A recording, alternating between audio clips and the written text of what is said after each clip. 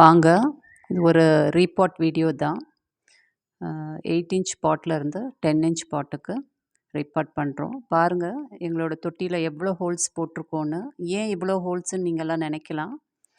இது ஏன்னா நம்ம கொக்கோ பீட்டில் வைக்கிறனால தண்ணி எல்லாமே ஃபில்டராகி கீழே போயிடும். ரோசஸ்க்கு எப்பயுமே தண்ணி தேங்கக்கூடாது. ஆனால் மாய்ஸ்சர் இருந்துக்கிட்டே இருக்கணும்.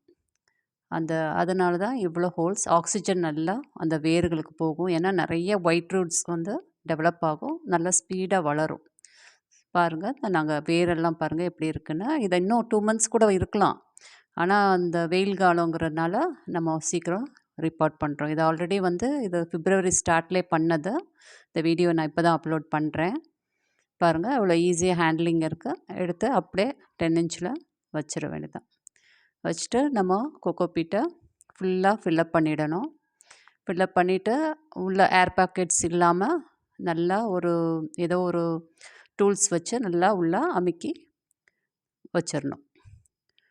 பாருங்கள் இந்த செடி எப்படி வளர்ந்துருக்குன்னு. இப்போ நான் ரீசெண்டாக உங்களுக்கு போட்டிருப்பேன் சின்ன செடி. அதெல்லாம் எவ்வளோ குட்டியாக நான் அப்படி வாங்கி வளர்க்குறேன்னு. அந்த மாதிரி இருந்த செடி தான் இந்த மாதிரி வளர்ந்துருக்கு உங்களுக்கு.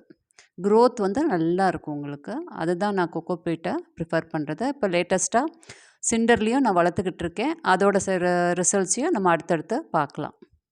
பாருங்கள் நல்லா ஒரு டூல்ஸ் வச்சு உள்ள அந்த கொக்கோ பீட்டை ஏர் பாக்கெட்ஸ் வராமல் நல்லா நம்ம அந்த டூல்ஸ் வச்சு இது பண்ணிடணும். இப்போ நான் மைக்ரோரைஸாக கொடுக்குறேன். ஒரு லேயர் விட்டுட்டு ஃபுல்லாக அந்த ஓரத்தில் மைக்ரோரைஸா வந்து ஒரு 3 கிராமோ இல்லை 5 கிராம் கூட கொடுக்கலாம். ஏன்னா செடி பெருசு. கொடுத்துட்டு திருப்பி கொஞ்சம் கொக்கோ பீட் ஃபுல்லாக போட்டு ஃபில்லப் பண்ணிடணும். இந்த மைக்ரோரைஸா கொடுத்து ஒரு 5 டேஸ் கழித்து ட்ரைகோடர்மா விரிடி கொடுப்பேன். ட்ரைகோடர்மா அதுவும் வந்து இந்த ஃபங்கஸ் எதுவும் நோயெல்லாம் வராமல் இருக்கிறதுக்கு ஆல்ரெடி ஒரு வீடியோ போட்டிருக்கேன் நான். ட்ரைகோடர்மா மைக்ரோரைஸா பற்றி அதை கூட நீங்கள் பார்க்கலாம். பாருங்கள் ஃபுல்லாகவே நம்ம அந்த கொக்கோ பீட்டை ஃபுல்லாக மேலே போட்டுறோம். இப்படி தான் நான் அடுத்த ஒரு செடியை இதே மாதிரி தான் இப்படி கடியில் கொஞ்சம் கொக்கோ பீட்டை போட்டுட்டு கொஞ்சம் நல்லா அமுக்கிட்டு நீங்கள் அந்த செடியை அப்படியே எடுத்து ஈஸியாக வச்சிடலாம். அது ரொம்பலாம் மெனக்கடணும்னுலாம் இல்லை. டக்குன்னு எடுத்து நம்ம அப்படியே வச்சிடுறோம். இது ஈவினிங் தான் நம்ம பண்ணணும். அதெல்லாம் வந்து கிளைமேட் கொஞ்சம் நல்லா இருக்கும்போது பண்ணிடணும். வெயில் ரொம்ப வந்ததுக்கப்புறம்லாம் பண்ணக்கூடாது. மைக்ரோரைஸா ஏன் போடுறோம் அப்படின்னா ஒரு 5 டேஸ் அது மைக்ரோரைஸா உள்ளே நல்லா டெவலப் ஆகிடும். செடி ஃபுல்லாக பரவிடும். அப்புறம் அந்த செடி வளர்ச்சிக்கு அது ரொம்ப ஹெல்ப் பண்ணும். ஒன்ஸ் நீங்கள் போட்டுட்டிங்கன்னா அப்புறம் மந்த்லி ஒன்ஸ் கூட கொடுக்கலாம். கொடுக்கலனாலும் ஒன்றும் இஷ்யூஸ் இல்லை. இந்த மாதிரி பாட் பண்ணும்போது கண்டிப்பாக கொடுத்துடணும். இந்த மாதிரி செடி சாஞ்சிக்கிட்டு இருந்துச்சுன்னா ஒரு குச்சி பக்கத்தில் வச்சுட்டு நல்லா உங்களுக்கு ஒரு கயிறு வச்சு நல்லா கட்டிடுங்க. கட்டிட்டிங்கன்னா செடி வந்து க்ரிப்பாக இருக்கும். ஏன்னா இது கொக்கோ பீட்டுங்கிறனால கொஞ்சம் வெயிட்லெஸ் மீடியாங்கிறனால சாயும்.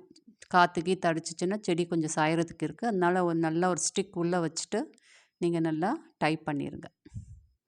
பாருங்கள் நாங்கள் இப்போ நல்லா குச்சி வச்சு டைப் பண்ணிட்டோம்.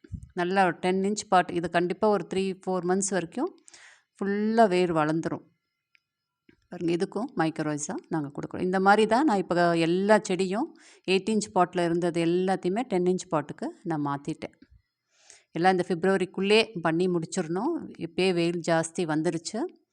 எல்லாம் ரிப்போர்ட் பண்ணிடணும். பண்ணிவிட்டு நல்லா தண்ணி ஊற்றிட்டு 5 டேஸ் கழித்து ட்ரைகோடர்மா விரிடி கொடுத்துடலாம். அவ்வளோதான். இந்த மாதிரி தான் நீங்கள் எல்லாமே ரிப்போர்ட் பண்ணணும். இந்த சின்ன சின்ன செடியெல்லாம் 6 இன்ச்சோ 4 இன்ச்சில் வளர்த்துட்ருக்கோம் இல்லையா, அதெல்லாம் வந்து ஒரு 3 மந்த்ஸுக்கு ஒன்ஸ் ரீபாட் பண்ணணும். அந்த 3 மந்த்ஸ்க்குள்ளே வேர் விட்டுரும். நல்லாவே ஃபுல்லாக கம்ப்ளீட்டாக வேர் விட்டுரும். அப்புறம் அந்த 4 இன்ச்சோ 5 இன்ச்சில் இருக்கிறது எல்லாமே அடுத்து நம்ம 8 இன்ச்சுக்கு போயிடணும். டேரெக்டாக 8 இன்ச்சு. அப்புறம் 8 இன்ச்சிலேருந்து 10 இன்ச்சு, 10 இன்ச்சிலேருந்து 12 இன்ச்சு. பாருங்கள் இது எல்லா செடிகளையும் நாங்கள் இப்போ ரீபாட் பண்ணியிருக்கோம். ரீபாட் பண்ணி ஃபுல்லாகவே தண்ணி ஊற்றிடணும். ஊற்றிட்டு ஒரு நல்ல ஒரு ஷவர் கொடுத்துடணும் செடிக்கு. ஷவர் கொடுத்துட்டிங்கன்னா நல்லா ஃப்ரெஷ் ஆகிடும் செடி. இப்படி தான் ரீபாட் பண்ணணும். பாருங்கள் ஃபுல்லாக ஒரு ஷவரிங் வந்து மஸ்ட்டு. செடிகளுக்கு காலையிலையும் சாயங்காலமும் அது ஷவர் கொடுத்தாலே எல்லா பூச்சியும் போயிடும்.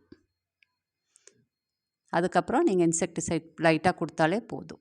செடி எப்பயுமே ஃப்ரெஷ்ஷாகவே இருக்கும் உங்களுக்கு.